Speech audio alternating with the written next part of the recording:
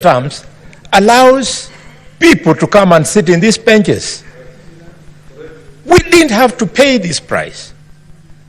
Mr. Speaker, I therefore want to open my remarks by passing my profound, heartfelt condolences to all Kenyans who lost their lives, who were injured, and whose property was destroyed. Mr. Speaker, I specifically missed to sit in this house on Wednesday last week when I should have, because a woman who has been selling me fried groundnuts and oranges in Kakamega, Caroline Shiramba, was shot dead. She sells outside the office of the governor. Mr. Speaker, equally here in Nairobi, a young man from Marinya was shot dead. So these things have come very close. And for those who thought that this was something for a particular set of Kenyans, when I went to visit the victims at the General Hospital in Kakamega, one of the victims was the son of one of my chiefs. He was at the forefront in Kakamega. You saw, even the son of the Attorney General of Kenya was also involved. I saw the son of Honorable, my brother, Junjuri, was involved.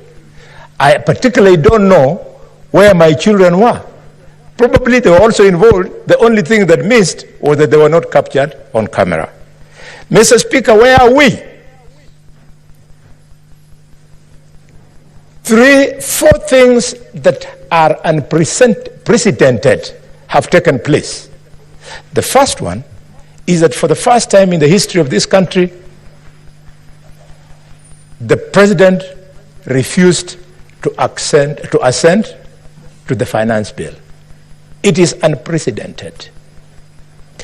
2, Mr. Speaker, the youth did what they did. Some people call it inversion of parliament. Others call it desegregation of parliament. I don't know what to call it. I can only say they did what they did.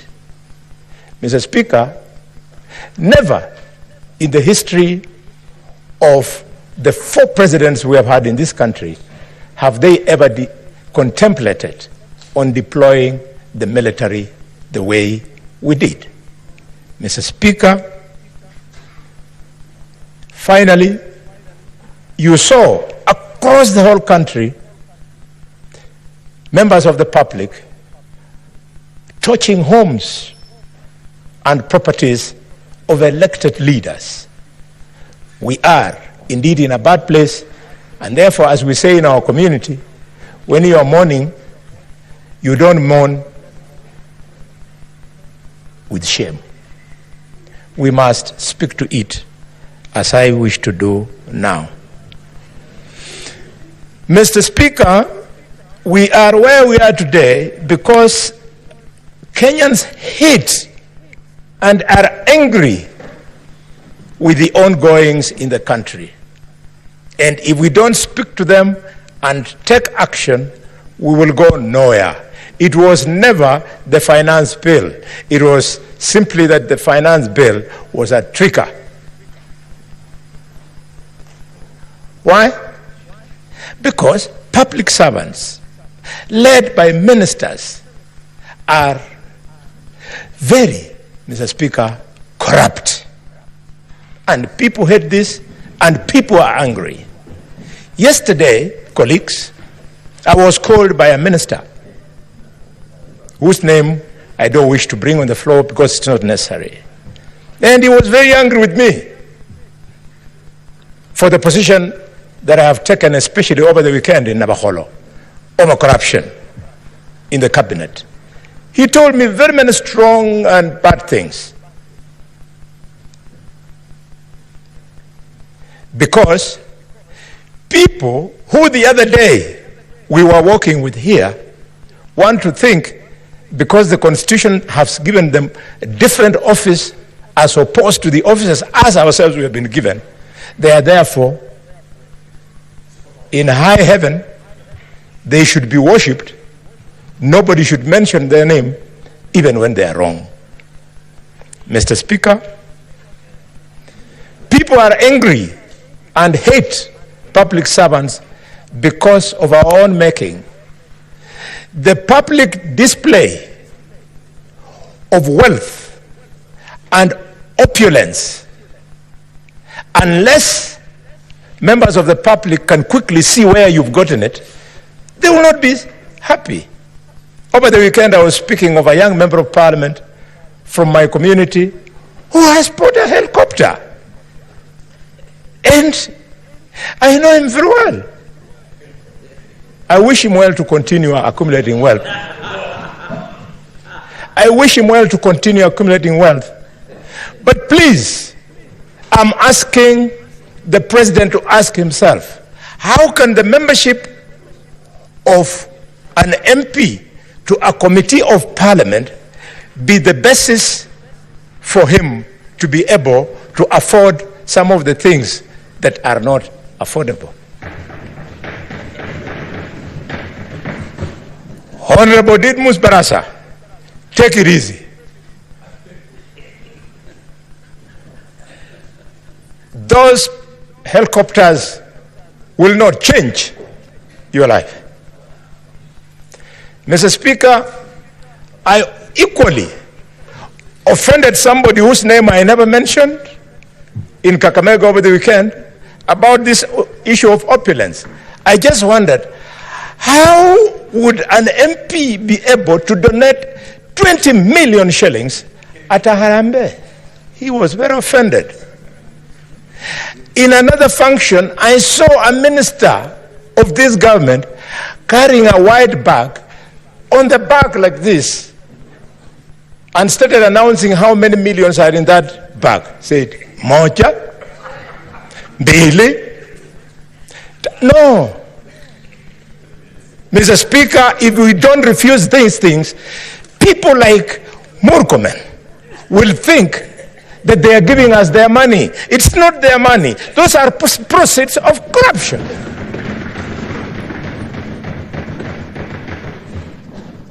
This House is saying no.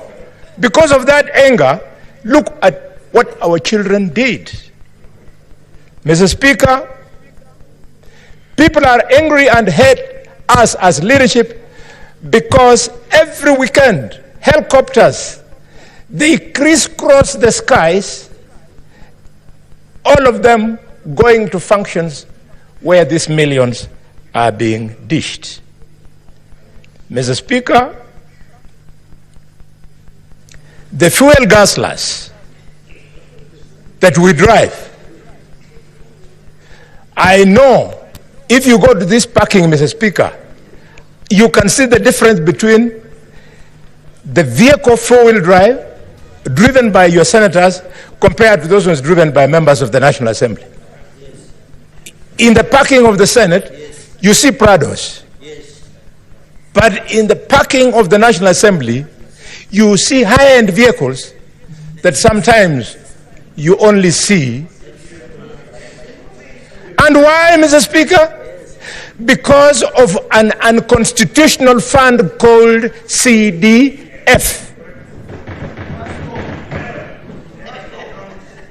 That unconstitutional fund, the courts made a pronouncement that it was unconstitutional and illegal. How did we respond as Parliament?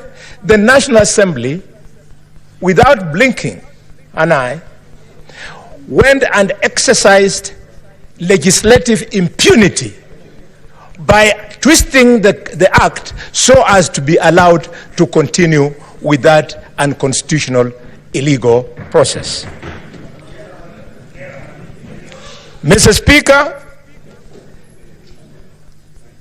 as I speak to these guzzlers, you have seen colleagues.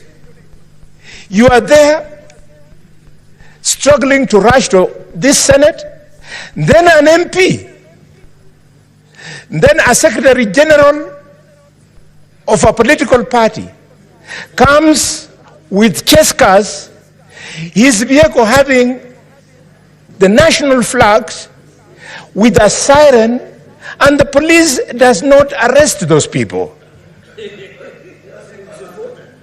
The law is very clear on who should actually fly the national flag. The law should be very clear on whose convoy should be cleared with sirens. This is the impunity that is making our young people to turn against us. Mr. Speaker, I want to celebrate the President for the remark he made on Sunday during the interview that he was fielding questions. I did not support the fact that the President was fielding questions. I did not. Because I know that the President has people who are supposed to have fielded those questions. As like the leader of the majority was saying, the responses to security that the President was doing should either have been done by regular briefs by the IG or by Professor Kidura Kindiki. What was the President being put there? Being humiliated by the people of the media. But I celebrate him for accepting that we have wasteful expenditure in several offices in this country. Professor respected Gitu Muigai gave, while in office, a legal advisory opinion on something called the Office of the First Lady. I urge you, colleagues, to go and read that opinion. He convinced me, and those who will read it after me, that the issue of First Lady is actually foreign to our Constitution. As if it's not enough, we had not only have the office of the First Lady, wife of the President, gobbling millions of shillings, we also have another one for the office of the wife of the Deputy President, another one for the office of the wife of the Prime Cabinet Secretary, another one for the office of the governors. I always say, God bless Kenya. If I had that ambition, then if I were to ascend to one of these offices that people think they should have those wives as first ladies, you would check my family. Who will be my wife? Who will be the first lady? Will be my first wife, my second wife, my third? Which one? Those are private family issues that should never be brought in public. I am a student of Michael Kijana Wamalwa. I am a student of George Welime Captain. I never saw Wamalwa's wife or George Welime's Captain's wife address any function, not in Luyaland, not in their constituencies, nowhere else. Their purpose was to make sure that visitors have eaten. What became of husbands in this country? Mr. Speaker, very quickly, because the light is now on, people are angry and hate us because of impunity. The impunity you are seeing, that we have a director of public prosecutions who, from Monday to Friday, sits scheming on which language and which law to use so as to help people who are politically correct, criminals who have court cases, to be released. I don't know if that is why.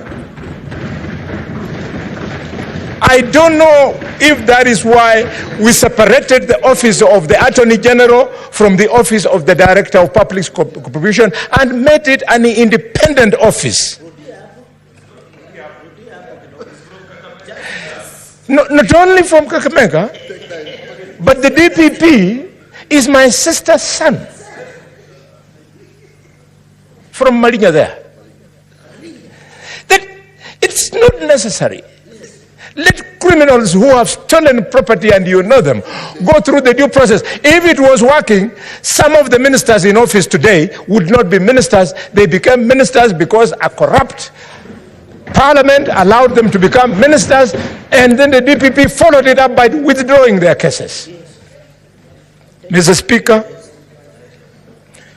impunity of tribalism. Leader of the majority, you have said it. Where will the children from the tribes where the president does not come from, where deputy president does not come from, where the prime cabinet secretary does not come from, how will they get jobs?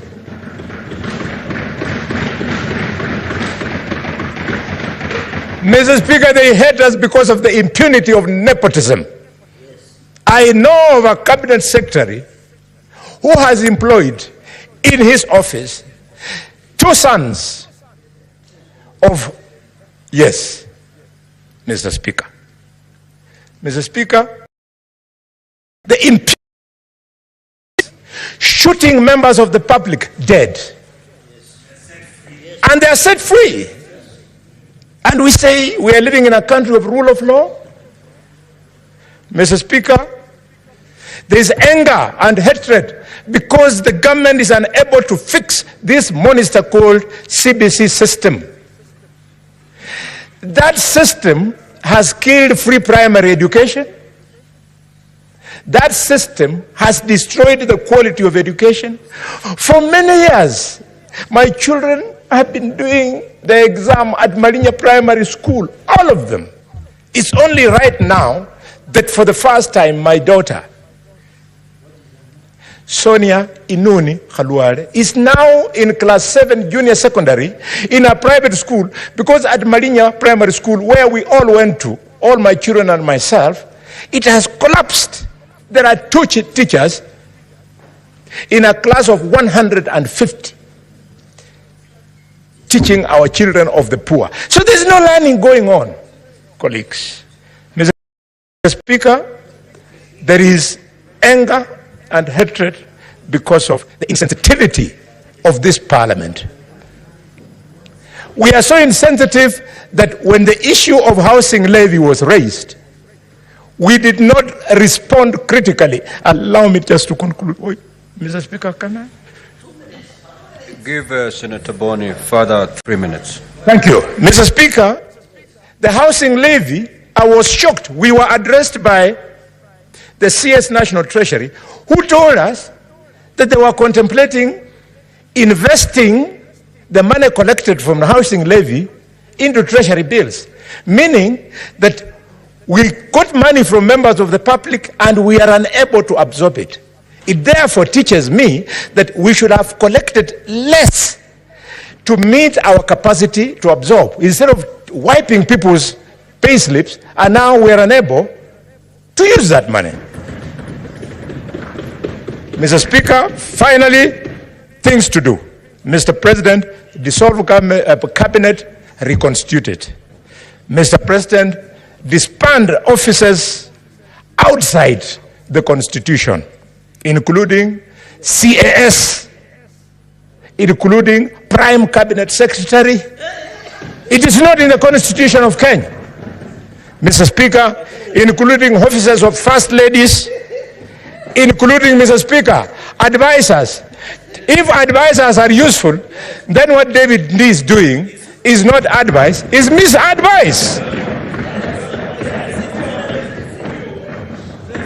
Mr. Speaker, the president should quickly restructure the security organs by firing people, the IG included. And finally, but not least, all the Sky teams must be grounded.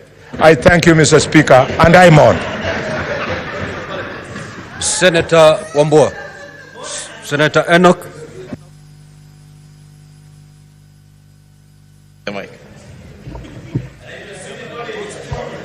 Yeah?